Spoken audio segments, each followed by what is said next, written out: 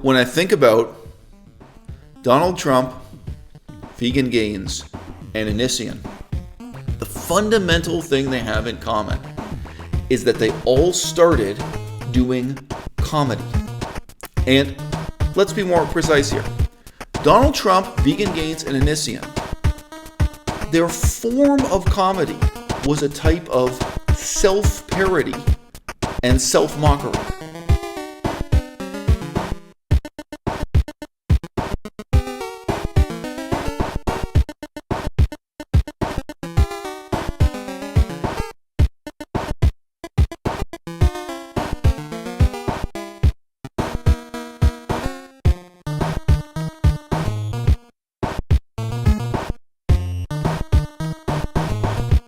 We have a great country. That's my thoughts. This country is the world. No, I'm not thinking about concession speech or acceptance speech yet. Hopefully, we'll be only doing one of those two. And winning is easy. Losing is never easy. Not for me, it's not. And I just want to thank you because you're very, very special people. You were here long before any of us were here. Although we have a representative in Congress who they say was here a long time ago. They call her Pocahontas. But you know what? I like you because you are special. Like you'll go person, woman, man, camera, TV. So they say, could you repeat that? So I said, yeah. So it's person, woman, man, camera, TV. Okay, that's very good. If you get it in order, you get extra points. They said nobody gets it in order. It's actually not that easy, but for me it was easy. And that's not an easy question. Do you think you'll miss him when he's gone? Do you think you'll ever wake up and think, boy, I kind of miss the sound of Donald Trump's voice on the news in the morning? I think there were a whole lot of New Yorkers already who miss Donald Trump, not as we know him in the year 2020, but as we knew him just a few decades ago, the fictional character he used to portray on New York morning shows, the guy he used to come on the Howard Stern show, not so much speaking as himself, but representing this sort of cartoon version of the spoiled Manhattan millionaire, right? This image of a tycoon that, began in American culture in the 1930s, maybe was reinvented in Batman and Superman comic books, right?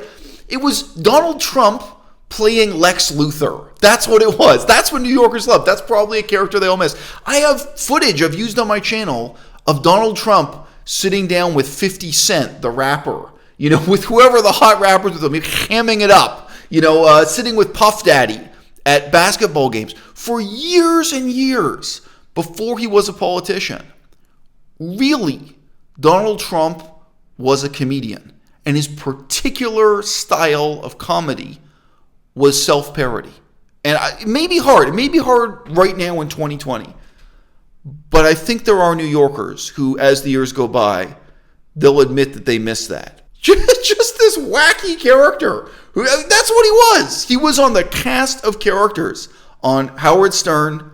He was coming up with one pretext after another to promote himself on The Late Show with David Letterman. Do you remember that? David Letterman confronted him because he said he had a new line of neckties. Donald Trump, and he's here trying to advertise them on the guy's show. And David Letterman said, "Oh yeah, tell me something. Can you look at the label there? Well, what does it say there? Where was it made? Made in China."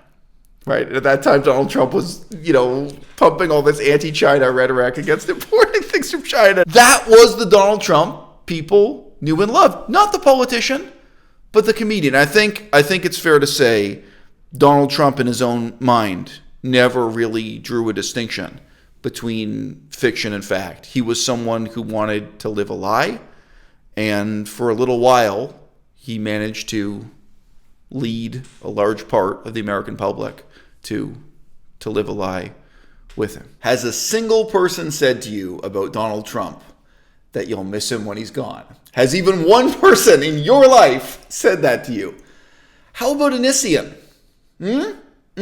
Almost covered over with the rush of first-time gun owners stockpiling munitions in case of a civil war was the fact that over at Onision Speaks here on YouTube, one of the most legendary dissident intellectuals among us, ex-vegetarian, ex-vegan Onision, has given up on YouTube forever. When I think about Donald Trump, Vegan Gains, and Onision, the fundamental thing they have in common is that they all started doing comedy. And let's be more precise here.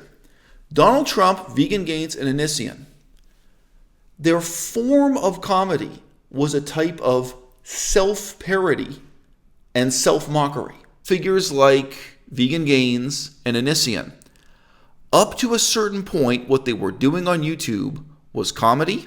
It was specifically self-parody, self-mockery, presenting in many ways an exaggerated version of their own character.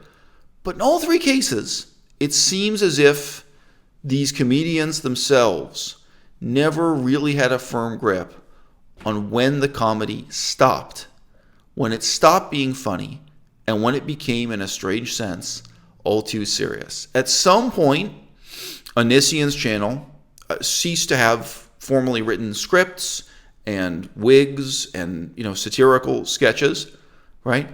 And it started being increasingly these sort of strange, indeed overtly political, social justice warrior rants and live streams, and his weighing in on ethical issues as he saw them. Vegan Gains. Do you think there was a point in which he made the decision that he was no longer going to write a script, wear a wig, act out comedy? At what point did he stop joking and start deadpan serious, humorlessly engaging in quote-unquote debates about issues like gun control?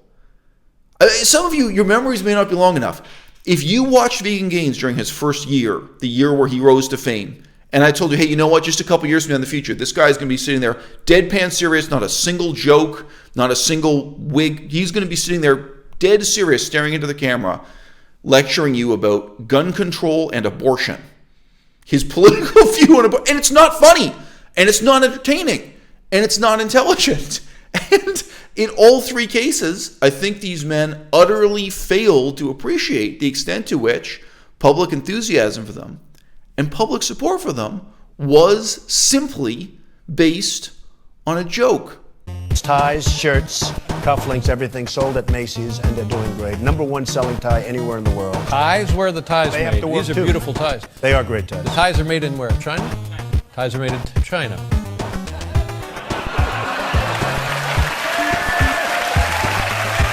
Well, I'll tell you, and you know what, David, in all fairness, I've been very open about that. Let's just shut down the Donald Trump factory in Beijing. I would love to. And we'll put up a tie factory in the Jamaica Queen. I love it. And we'll make the I love Donald it. Trump ties. I'm for it.